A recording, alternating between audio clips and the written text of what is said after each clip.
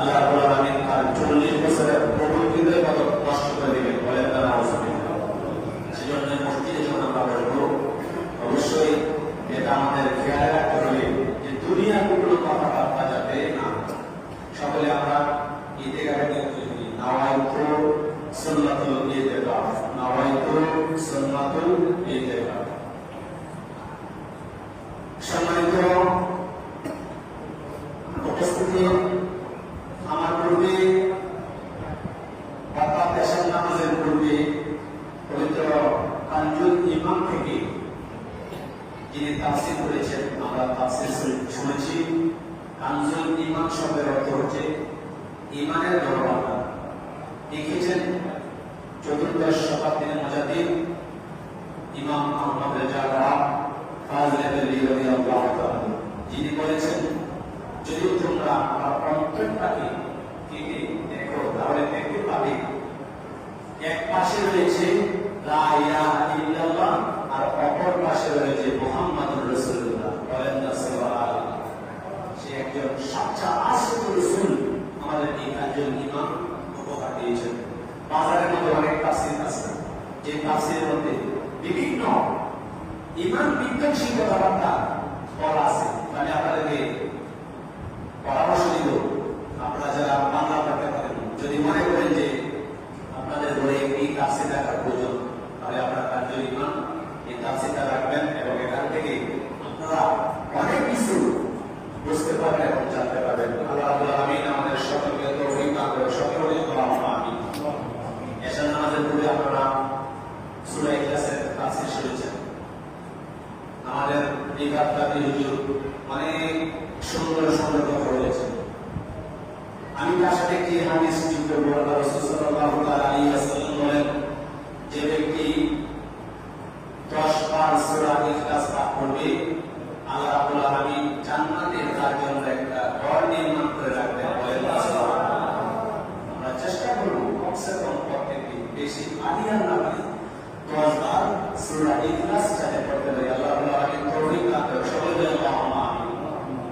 সম্মানিত উপস্থিতি, পর্যায়ে দাওয়াতুল খায়রের দ্বিতীয় পর্বে 10 হাদিস আল্লাহ রাসূল সাল্লাল্লাহু আলাইহি ওয়াসাল্লাম অসংখ্য হাদিস শরীফ থেকে একটি হাদিস শরীফ এর অর্থ ব্যাখ্যা সহকারে আপনাদের সামনে উপস্থাপন করছি। আমি মোহাম্মদ ইব্রাহিম ভাই। আল্লাহ রাব্বুল আলামিন আমাদের সকলকে মনোযোগের সাথে আল্লাহ রাসূল সাল্লাল্লাহু আলাইহি ওয়াসাল্লাম হাদিস শরীফ শ্রবণ করার তৌফিক দান করুন। সকলে বলি আল্লাহুম্মা সুবহানাল্লাহ, আলহামদুলিল্লাহ, লা ইলাহা ইল্লাল্লাহ, আল্লাহু আকবার। এটি ব্যাপকভাবে বর্ণনা করার পর বিশেষভাবে বর্ণনা করা আমাদের, কেননা পূর্ববর্তী অধ্যায়ে আল্লাহর জিকিরের ফজিলত বর্ণিত হয়েছে। আল্লাহর জিকিরে তাসবিহ ইত্যাদি অন্তর্ভুক্ত ছিল, কিন্তু যেহেতু অন্যান্য জিকির অপেক্ষা এই জিকির উত্তম, সেহেতু সেগুলোর সওয়াবের বর্ণনার জন্য পৃথক অধ্যায় দেওয়া হয়েছে। অর্থাৎ তাসবিহ মানে আল্লাহ তাআলাকে সমস্ত অপূর্ণতা ও দোষ ত্রুটি থেকে পবিত্র বলে জানা অথবা পবিত্র বলে বর্ণনা করা। আল্লাহর নাম সমূহের ফজিলত আদায়কারী অর্থাৎ নিয়মিতভাবে নির্দিষ্ট নিয়মে পাঠকারী উপর ওই নামের তাজাল্লি প্রতিফলিত হয়। বলেন না সুবহানাল্লাহ। আল্লাহর তাসবিহ আদায়ের তাদের উপরে আল্লাহ রাব্বুল আলামিনের বিশেষ তাজাল্লি নাযিল হয়। বলেন না সুবহানাল্লাহ। সুতরাং যে ব্যক্তি সুবহানাল্লাহ ওজিফা আদায় করে ইনশাআল্লাহ খুব ওই বান্দাও সব ধরনের বন্ধ ও দোষ ত্রুটি থেকে পবিত্র হয়ে যাবে। সুবহানাল্লাহ। সুবহানাল্লাহ অত্যন্ত উঁচু মানের জিকির। এই কারণে নামাজ আরম্ভ করে সুবহানাকা আল্লাহুম্মা পড়া হয়, রুকুতে পড়া হয় সুবহান রাব্বিয়াল আযীম, সাজদায় সুবহান রাব্বিয়াল আলা, আর আশ্চর্যজনক কোনো খবর শুনলে বলা হয় সুবহানাল্লাহ।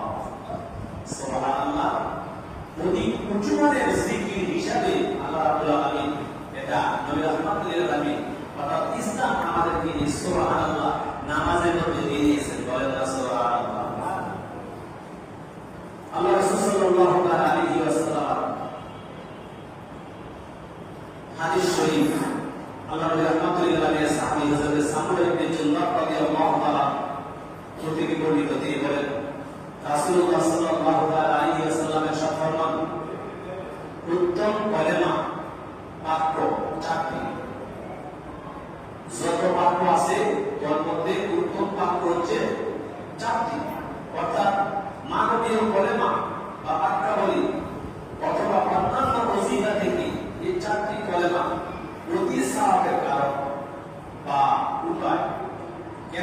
কলেমাগুলোতে মহান রবের অগণিত নাম উল্লেখ করা হয়েছে।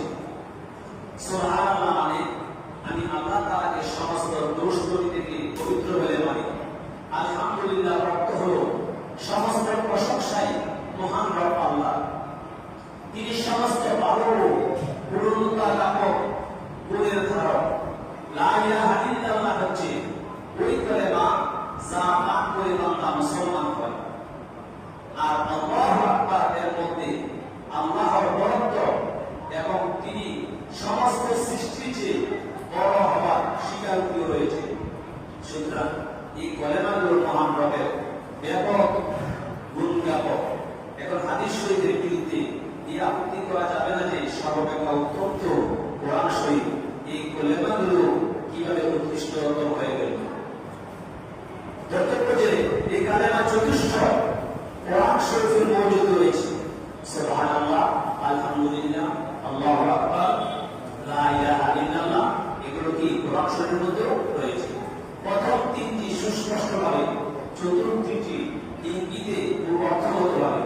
অন্যান্য বর্ণনায় আছে যে এই কালেমাগুলো বা কিয়াতি ইসলামিয়া স্থায়ী উত্তম বাক্য বলে অন্তর্ভুক্ত। এটাও প্রতিমান হয় যে এই কলেমাগুলোকে কালাম বলা আবিধানিক দৃষ্টিকোণ থেকে পারিভাষিকভাবে নয়। সুতরাং যদি কেউ কালাম বা বাংলা না করার শপথ করে সে এই কলেমাগুলো পাঠ করলে তার শপথ ভঙ্গ হবে না। শপথের মধ্যে কালাম বাক্যা মানে মানুষের বাক্যা, যাকে পরিভাষায় কালাম বলে। আল্লাহ রাসূল সাল্লাল্লাহু আলাইহি ওয়াসাল্লাম সাহাবী বলতেছে যে আল্লাহ রাসূল সাল্লাল্লাহু আলাইহি ওয়াসাল্লাম বলেন উত্তম কালেমা হচ্ছে চারটি: সুবহানাল্লাহ, আলহামদুলিল্লাহ, লা ইলাহা ইল্লাল্লাহ এবং আল্লাহু আকবার। যথাক্রমে আল্লাহর পবিত্রতা, সমস্ত প্রশংসা আল্লাহ নিমিত্ত, আল্লাহ ব্যতীত অন্য কোনো মাবুদ নেই এবং আল্লাহ সবচেয়ে বড়। অপর এক বর্ণনায় এভাবে আছে যে আল্লাহ নিকট প্রিয় কালেমা চারটি: সুবহানাল্লাহ, আলহামদুলিল্লাহ, লা ইলাহা ইল্লাল্লাহ এবং আল্লাহু আকবার। আল্লাহু আকবার মানে এটাও হতে পারে যে আল্লাহ তাআলা আমাদের নাম ও সানা বরং আমাদের লালন পালন করতে হুজুর আল্লাহ সাল্লাল্লাহু আলাইহি ওয়াসাল্লামের সাথে লা উসি সানা আলাইকা, আমি তোমার প্রশংসা যথাযথভাবে সম্পন্ন করতে পারি না। আর আল্লাহু আকবার যে কোনো কালেমা দ্বারা আরম্ভ করা তোমার জন্য ক্ষতিকর নয়। আল্লাহ রাসূল সাল্লাল্লাহু আলাইহি ওয়াসাল্লাম বলেছেন এখানে চারটি বাক্য যে অতি উত্তম, যে কোনো কালেমা তুমি যে কোনো বাক্যটা দিয়ে তুমি শুরু করো, এটা তোমার জন্য কি হবে? কোনো ক্ষতি হবে না, উপকারই হবে। মির্কাতে বিজ্ঞাপনে লিখেছেন এই ক্রমবিন্যাস হচ্ছে আজিমা, অর্থাৎ যে কোনো অবস্থাতে আলোড়ের নিয়ে সম্পর্ক মাত্র। এর বিপরীত হচ্ছে রক্ষা, অনুমতি, অর্থাৎ উত্তম হচ্ছে এই ক্রমবিন্যাস সহকারে সেগুলো ওজিফা আদায় করা। এর বিপরীতে আগে উপরে উল্লেখ করলে কোনো ক্ষতি নেই। অন্য হাদিসে বলেছেন রাসূল সাল্লাল্লাহু আলাইহি ওয়াসাল্লামের সাথে যে ব্যক্তি দৈনিক 100 বার সুবহানাল্লাহি ওয়া বিহামদিহি পাঠ করবে, আল্লাহ রাব্বুল আলামিন তার সমস্ত গুনাহ মাফ করে দিবেন, যদি তা সমুদ্রের ফেনা সমতুল্য হয়। বলেন না সুবহানাল্লাহ, সুবহানাল্লাহি ওয়া বিহামদিহি। পড়তে খুবই সহজ, কোনো কঠিন না। রাসূল সাল্লাল্লাহু আলাইহি ওয়াসাল্লাম বলতেছেন যে মানুষের অনেক গুনাহ হয়ে থাকে, আর সেই গুনাহ যদি সমুদ্রের ফেনা সমপরিমাণ হয় আর প্রতি তার গুনাহ মাফ করে দিবেন। বলেন না সুবহানাল্লাহ। আমরা চেষ্টা করব দেখি সুবহানাল্লাহি ওয়া বিহামদিহি পাঠ করা যাবে। আল্লাহ রাসূল সাল্লাল্লাহু আলাইহি ওয়াসাল্লাম বলেন যে ব্যক্তি একবার সুবহানাল্লাহি ওয়া বিহামদিহি পাঠ করবে, আল্লাহ রাব্বুল আলামিন জান্নাতে তার জন্য একটি খেজুরের চারা রোপণ করে দিবেন। বলেন না সুবহানাল্লাহ। আমরা যত বেশি পারি সুবহানাল্লাহি ওয়া বিহামদিহি পড়ব, সুবহানাল্লাহি ওয়া বিহামদিহি বলে আল্লাহ রাব্বুল আলামিন আমাদের জন্য কি করবেন?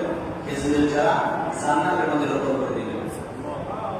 আমরা এমনিতে সকলেই জানি যে একবার সুবহানাল্লাহ পাঠ করলে যে সওয়াব, অর্থাৎ আসমান এবং জমিনের মধ্যে যতগুলো ফাঁকা জায়গা আছে, ওই ফাঁকা জায়গা সমপরিমাণ জনসংখ্যা যদি আল্লাহর রাস্তায় দান করা হয়, যে সওয়াব হবে তার চাইতে বেশি সওয়াব হবে একবার সুবহানাল্লাহ পাঠ করলে। বলেন না সুবহানাল্লাহ। আল্লাহ রাসূল সাল্লাল্লাহু আলাইহি ওয়াসাল্লাম অন্য হাদিস শরীফে ইরশাদ ফরমান যে আলহামদুলিল্লাহ অর্থাৎ যে ব্যক্তি আলহামদুলিল্লাহ পাঠ করবে তার মিজানের পাল্লা পরিপূর্ণ হয়ে যাবে। বলেন না সুবহানাল্লাহ। আল্লাহ রাব্বুল রাহমাতুল আলামিন যখন মিরাজের রোজে আল্লাহ রাব্বুল আলামিনের সাথে দিদারে যাচ্ছেন, তখন হযরত ইব্রাহিম খলিলুল্লাহ আলাইহিস সালামের সাথে যখন সাক্ষাৎ হলো, আল্লাহ রাব্বুল রাহমাতুল আলামিনকে হযরত ইব্রাহিম খলিলুল্লাহ আলাইহিস সালাম বলেছেন, ইয়া রাসূলুল্লাহ, ইয়া হাবিবাল্লাহ, জান্নাতের মাটি খুবই পবিত্র, আপনি আপনার উম্মতদেরকে বলবেন যাতে তারা এই তাসবিহটা পড়ে সুবহানাল্লাহি ওয়া আলহামদুলিল্লাহি ওয়া লা ইলাহা ইল্লাল্লাহু আল্লাহু আকবার। এই চারটা বাক্য কিন্তু পবিত্র এবং উত্তম। আমরা চেষ্টা করব যাতে আপনার সবসময় পড়ার জন্য। আল্লাহ রাসূল সাল্লাল্লাহু আলাইহি ওয়াসাল্লাম অন্য হাদিস শরীফে ইরশাদ ফরমান, যে ব্যক্তি সকালে এবং সন্ধ্যায় 100 বার সুবহানাল্লাহ পাঠ করবে, আল্লাহ রাব্বুল আলামিন তার আমলনামায় 100 হজের সওয়াব দান করবেন। বলেন না সুবহানাল্লাহ। একবার হজ করতে গেলে আপনার 5 লক্ষ টাকা 7 লক্ষ টাকা খরচ হবে, তারপরও কবুল হয় কিনা সেটা আমরা বলতে পারবো না। তো আল্লাহ রাসূল সাল্লাল্লাহু আলাইহি ওয়াসাল্লাম বলেন, যে ব্যক্তি সকাল এবং সন্ধ্যায় 100 বার সুবহানাল্লাহ পড়বে, আল্লাহ রাব্বুল আলামিন তার আমলনামায় 100 হজের সওয়াব দান করবেন। সুবহানাল্লাহ। আল্লাহ রাসূল সাল্লাল্লাহু আলাইহি ওয়াসাল্লাম বলেন, যে ব্যক্তি সকাল এবং সন্ধ্যায় 100 বার আলহামদুলিল্লাহ পাঠ করবে, আল্লাহ রাব্বুল আলামিন তার আমলনামায় 100টি ধর্মীয় যুদ্ধে অংশগ্রহণ করার সওয়াব দান করবেন। সুবহানাল্লাহ। দেখেন, সুবহানাল্লাহ বলেন 100 হজের সওয়াব পায়, আলহামদুলিল্লাহ বলেন 100 ধর্মীয় যুদ্ধে অংশগ্রহণ করার সওয়াব পায়। বলেন না সুবহানাল্লাহ। এখন কিন্তু আমাদের কোনো যুদ্ধ নেই, এখন কোন যুদ্ধের কোন সুযোগ নেই। আল্লাহ রাহমাতুল্লাহ আলাইহি সাহাবায়ে কেরাম আল্লাহ রাসূল সাল্লাল্লাহু আলাইহি ওয়াসাল্লাম সাথে সে কাফের মুশরিকদের বিরুদ্ধে যুদ্ধ করেছেন, বিভিন্ন যুদ্ধে অংশগ্রহণ করেছেন। তবে রাহমাতুল্লাহ আলাইহি বলেন, যদি কেউ সকালে এবং সন্ধ্যায় 100 বার আলহামদুলিল্লাহ পড়ে, আল্লাহ রাব্বুল আলামিন তার আমলনামায় 100টি ধর্মীয় যুদ্ধে অংশগ্রহণ করার সওয়াব দান করবেন। আমরা সুবহানাল্লাহ বলবো দৈনিক সকালে এবং সন্ধ্যায় 100 বার করে, আলহামদুলিল্লাহ বলবো দৈনিক 100 বার করে।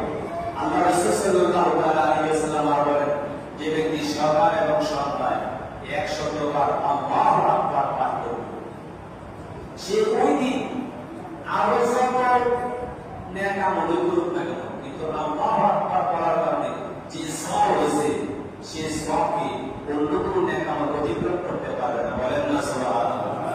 অর্থাৎ যিনি আল্লাহু আকবার বলে থাকবেন, ওনার সওয়াবটা কি বেশি থাকবেন। সুবহানাল্লাহ। আল্লাহ রাসূল সাল্লাল্লাহু আলাইহি ওয়াসাল্লাম বলেন, যে ব্যক্তি সকালে